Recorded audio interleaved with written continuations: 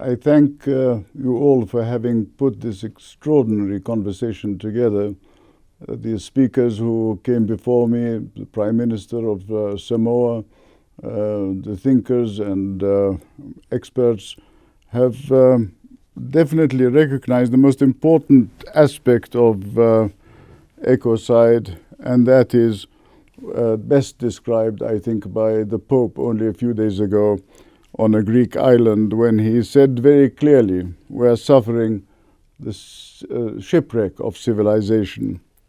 Warming at twice the global average, West Asia and North Africa, a region which is a home to 500 million people, will turn, according to the Max Planck Institute, into an uninhabitable region by mid-century.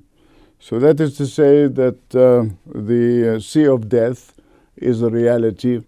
And I say it with some pain because in 1994 at the Casablanca Summit Conference for Investment in Middle East and North Africa, we proposed, and my proposal was supported at the time by Shimon Peres, that the sum of $34 billion be allocated for encouraging the will to stay of people in 24 countries, from Morocco to Turkey inclusively.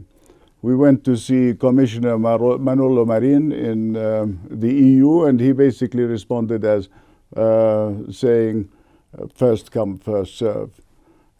Peace, unfortunately, when ill-considered as a consequence of war and with the momentum of war, means arbitrary decisions, because no one has actually thought about creating a law of peace.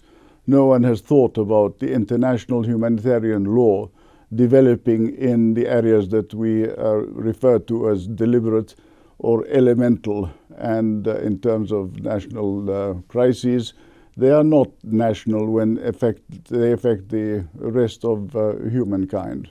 And in that sense, I want to say that the Syrian and Central American migration crises, each of which was the product of an extreme and prolonged drought, incapacitated the so-called international community.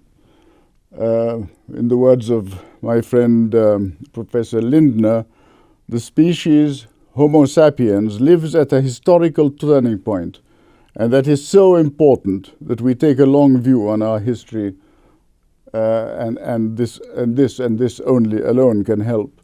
We produced in 1987 a call for an international humanitarian order. And I recall the United Nations cannibalizing our suggestions. They turned UNDRO into OCHA. But apart from that, cherry-picking a thought here and a thought there, we did not, as humankind, live up to the expectation of our cogitosphere. We spoke of ecocide and sociocide, but we did not think at that time. The Meadows report thought limiting the carrying capacity of our planet. The second Meadows report thought along those lines. But the realm of thinking and reflection, cogitosphere, how do we avoid further damage to the point of cogitocide is what worries me. It seems to me after COP that despite the tremendous efforts that were presented there, we risk sliding sightlessly into collective suicide as a species, more even towards omnicide, the annihilation of all life on Earth.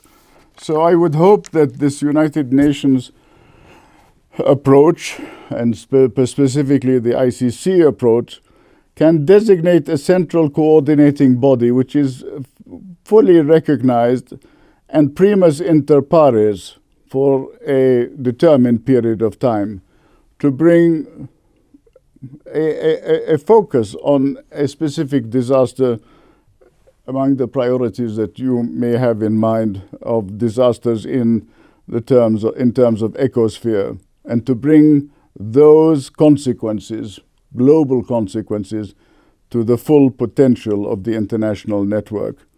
Excuses of national sovereignty, post-COVID, national vaccines, or what we heard after the disaster of COVID up to this point.